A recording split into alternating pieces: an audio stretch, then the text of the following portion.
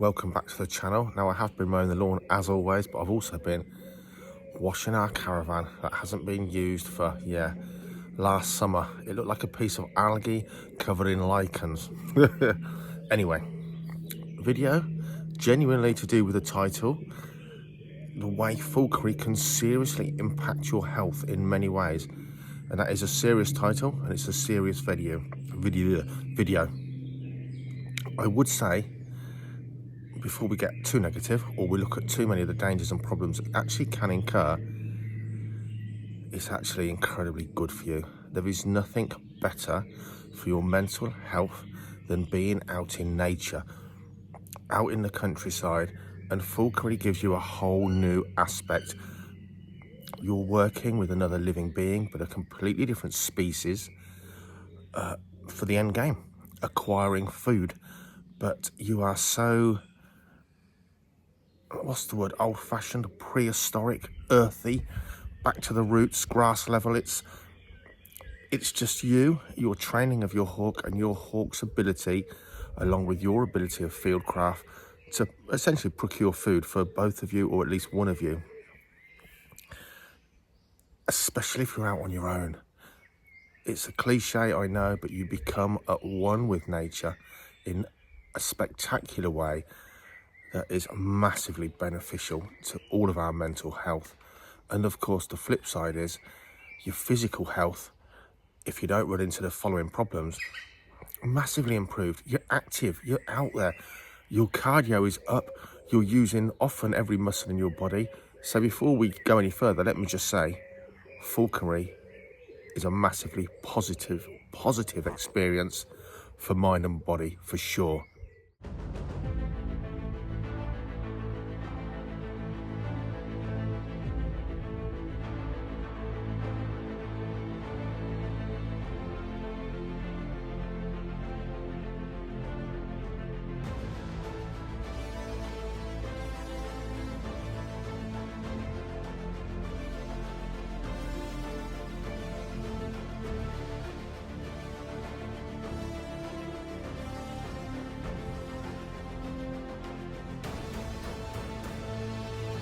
Okay, but let's discuss some of the things that have happened to me and I've seen happen to other people, as in, not stories, stuff I've seen with my own eyes, with close friends and colleagues, or directly problems that have happened to me. This isn't about the health of your bird, this is about you.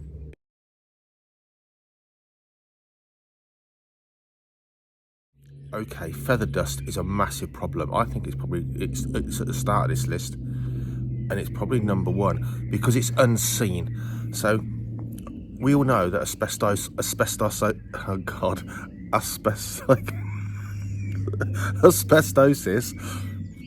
is a life-threatening killer, a lung disease caused by a mineral that's used from everything from brake linings, marley tiles, lagging pipe. Asbestos has been used for so many things, not just a heat-proof material. And when it was mined for a long time, that stuff was thought to be totally safe. People mine the stuff. They spread it on school playing grounds in Australia and front driveways, the slag heaps, if you like, the byproduct of it. How amazing. We didn't know. No one knew. Now we know it's deadly and it's a long-term stuff. You breathe a lot of asbestos in, might not bother you for decades, and then it could kill you. Bird feather dust, I'm not going to say it's the same, but it has the same property and the same propensity to give you serious lung disease. Cystitis, the feather dust from parrots, parrot keepers suffer from that.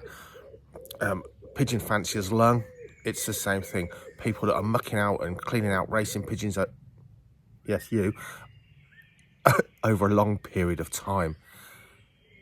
Dust from birds of prey, you've only got to raise one imprint bird of prey in your house to see the amount of dust that comes from the feather quills as they unfold those new feathers. Absolutely hideous. But generally, that's a short-term thing for most people. Birds are constantly producing feather dust to protect and actually I can't think of the words, actually look after condition their feathers, constantly producing feather dust. Watch your hawk in a shaft of morning or evening sunlight as it preens and then rouses up its feathers, a massive cloud of the finest dust billows off of that bird. Something I'm constantly telling the staff here, my colleagues, the volunteers is there's packs and packs of dust masks. Guys, those dust masks don't cost a lot. If you're raking out a mews and you're not hosing it down because it's not gravel, maybe you've got a sand mews, for goodness sakes, put on a dust mask, a dust mask. I need a drink. Coca-Cola's not cutting it tonight. Dust masks, essential when you're cleaning out your mews, guys. They cost you pence, just throw them away. Most of the young people, like me, do not care about their health and safety. I've got tinnitus, I'm going really deaf because I worked on noisy machinery in the printing trade, and ear defenders back then were optional. Nobody wore them.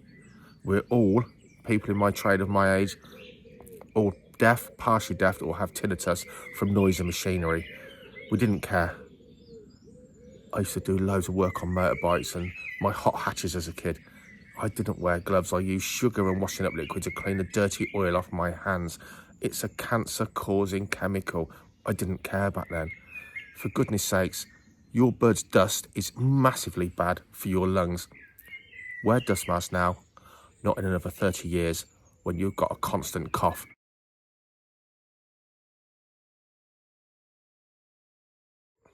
Okay, a massively sort of everyday common one, and that's just infections. Commonest way to get infections, just cuts, grazes, talon wounds, wild roses, thistles, barbed wire, rusty nails, so much stuff in the countryside. And you think, oh, come on, Dave. Well, I can tell you now, I've poked around and got stung, bitten by plants and animals since I was a toddler, and almost never had any particular infection from cuts, thorns that have gone in, all kinds of serious thorny, prickly injuries, rusty nails even.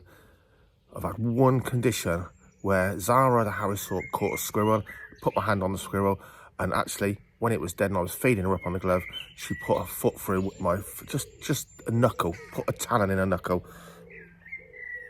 A year before that was right. The actual feeling of that was right, and certainly a few weeks where my finger got seriously infected, and I was quite close to going to the doctors, but it didn't go past the finger. It went down on its own.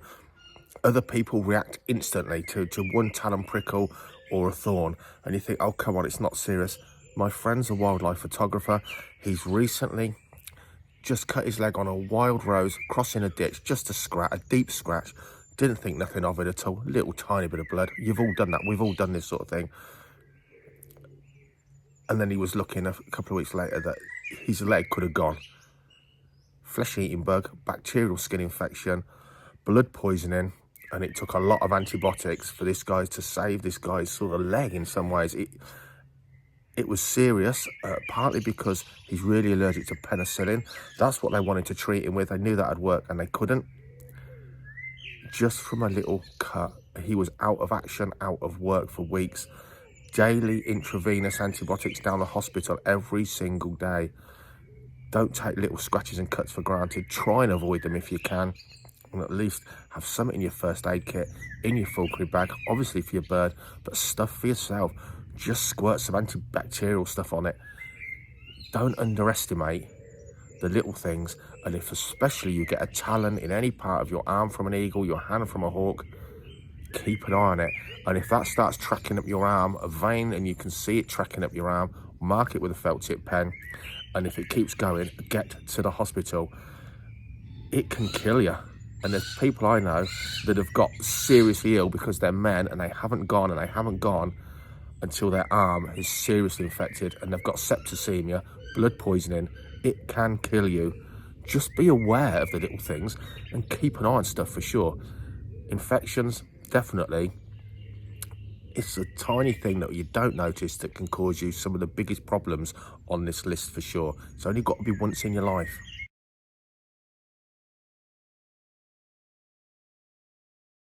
Going back to once in your life, or you've only got two, and that's your eyes. Your biggest risk from your hawks is your eyes. To be honest, most things that an eagle can do to you, it causes you pain. Often, not even a lot of blood loss. An eagle's talons going in the wrong place can cause you serious nerve pain and even damage in your arms.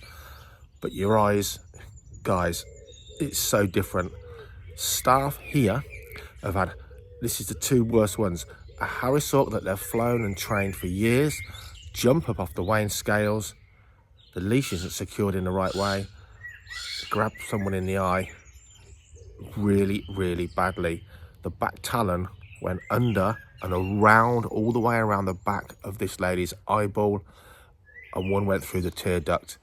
This is a male Harris hawk they'd worked with and trained themselves for years. One day, it just bowed its head, instantly jumped up before the lady reacted, and she's worked here a long time. Round her eyeball, through a tear duct, didn't pierce her eyeball. Think how lucky that is. Think how often you do that every day. You weigh your bird. I see people, I cringe. I think, what if that bird jumps up? You've got no control. Always try and have control in some way. Hold the leash down so if it jumps off, it's going to fall towards you, but it can't get up to your face for sure. Never trust an animal, ever. Doesn't matter how much you think you love it. Just one moment and you've lost an eye. Another example, in an aviary with our two yellow-billed black kites. They fly around. Sometimes they clip you on the head if you're not careful to say, come on, give us some food. In the aviary, again, kite flying around, probably going to clip her on the head. Look round at the wrong time. Again, eye full of talons, and again, lots of damage, but not the eyeball. Just don't risk your eyes. Don't trust any animal, 100%. Have some kind of secure way. Secure the jesses, secure the... Just, do you know what? It doesn't matter where it grabs you. Do it in such a way, handle the bird in such a way, it can't get your eyes. The worst ones ever are training goshawks, imprint or otherwise. They're still nervous on the creants. They'll fly by, grab your face, or at least swipe your face as they fly on by. Just a nervous reaction. Be aware. Block your face with your arm. Look away at the last second if you've got a nervous bird. Those things are fast. They react so fast. Understand the bird's body language. Preempt any kind of attack, even if it's done in fear or defense. Just be aware, guys. You won't be able to go on a fly fishing course to learn how to cast a fly rod nowadays unless you're wearing glasses. They just won't accept you on the course, because if you're casting a fly and it hits you in the eye, you've got two eyes. Think of it as the same way. Wear protection, or just be aware and read your bird's body language. Make it that it can't do that to you. Overemphasized, but not overemphasized enough.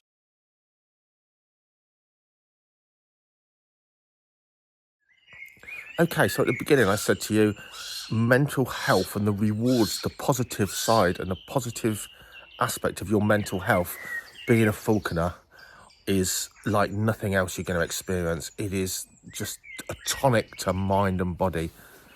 The flip side is, it can really run your mental health ragged being a falconer. Really, really ragged. Different reasons and different causes of this. And it depends on your personality. If I'm doing something, I'm unsatisfied unless I'm trying my absolute best to do it to the best of my ability.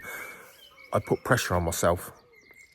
And then if you can't get out with your hawk, or you're not producing enough game, you're your own worst enemy, because you actually demoralise and unsettle your own mental health. You're putting pressure on yourself. Again, if you're a kind, decent human being that's empathetic to others, just having a hawk at home that for whatever reason, like Henry over there, becomes a screamer, a vocal bird, a noisy bird. They don't make nice noises. We've touched on this on many videos. If it doesn't bother you at all, oh, I like the screaming sound, my little baby, be aware. It probably really annoys your neighbours, like really annoys your neighbours. Maybe your bird's calling all day long while you're at work, and you'd only notice it for half an hour while you're getting your kit ready to take it out. Then it's quiet because it's been fed and flown. Have a bit of respect for other people. Think about it. But of course, if you are a decent person like that, and I'm really empathetic to other people, I don't want anything I do to impact negatively on anyone. That can really upset your mental health. Maybe it's the best bird you've ever trained, and it's just another level. but you know it's really, really winding up your neighbours, and they're lovely people maybe, and you get on really well with them, and they're just being honest and decent about it. That puts you in a hell of a quandary, because if you put all that work into your bird for maybe just a young bird, it's really tough, isn't it? It's tough then, because what do you do? Because you're not going to stop that noise very easily. It can really upset your mental health. It's also incredibly time draining. To do falconry well takes a lot of time, and if you're a family man or woman, you're taking that time away, aren't you? Because most of us have to spend a lot of our lives working, and then your free time, do you spend it with your kids, your spouse, or you're out with your birds? And I know a lot of you are going to laugh, oh, but it's true, isn't it? It's really true, especially if you've got little kids and grandkids. That can play on your mental health, definitely. And how do you sort of sort that anxious out? How do you draw the line? Where do you draw the line? Obviously, getting your kids involved, getting out in the countryside, getting out with the animals, doing a bit of ferreting for you. That's massively great, because then you're really, really benefiting their lives as well, just getting them outside. Do you want your missus or your husband out doing falconry with you? Some people love doing that sort of thing together. My wife's not that interested. She gets bored standing around. She wants to see the countryside. She likes to see the sights. She doesn't really want to stand around while I flip rocks looking for snakes. And she certainly doesn't want to get freezing cold while I'm ferreting to hawks, for instance. Sometimes it does you really good, even if you've got a really good relationship with her, to have a bit of time doing your own things. That's for sure. But certainly, guys, you've got to find that balance, because to do falconry well is so all-absorbing, you can neglect every other aspect of your life. And if you let that come crashing down, you're going to be nowhere for sure. So try and somehow sort out a balance, just for your own peace of mind, if nothing else.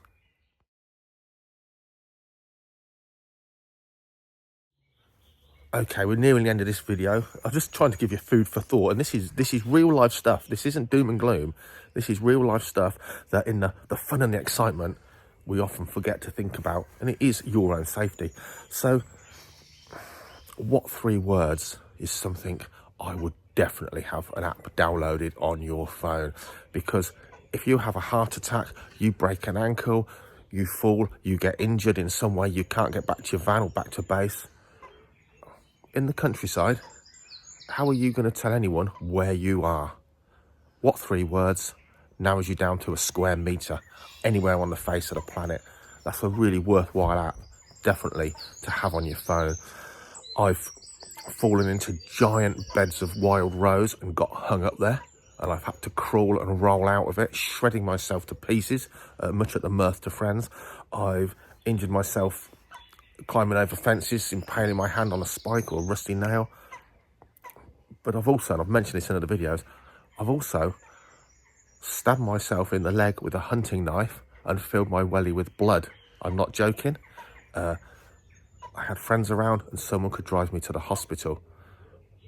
That could have went bad if I was in the middle of nowhere, if I'd walked 5 miles away from my van or a road, and I did that to myself. That could have gone really bad. Just a simple slip of a knife straight into my knee, into an arterial vein. It bled a lot more than I thought it was going to do at the time. Just be careful. You can injure yourself by falling, tripping. Basically, the sort of health and safety you might have in an industrial job, you're just not paying attention to it. Even though the countryside can be dangerous. Wear the right stuff. Have something, even if it's a fold-up raincoat that's in your bag, have stuff that you can wear if it suddenly gets freezing cold rain. If you get stuck somewhere, definitely think about the wider countryside and serious injuries that could keep you somewhere stuck. So always have your phone charged, get what 3 words on your phone, and just take care. The countryside can be an aggressive place.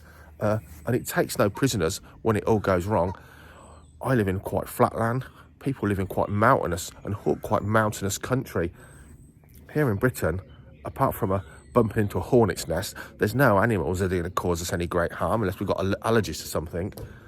But other countries, you've even got wildlife that can cause you great harm. That was nice. What 3 words? Just take care of yourself. Wear the right kit. He's got the hump. Tell someone where you're going. That's it. Really, just a video to get you thinking about, in all the fun and excitement, that actually accidents do happen, whatever you're doing. And in the world of falconry, it's not just down to you being careful. Stan, pack it up.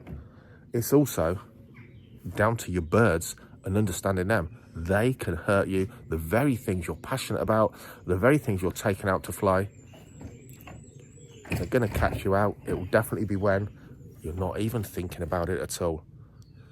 Look at him, trying to kill his perch. I'll see you guys soon.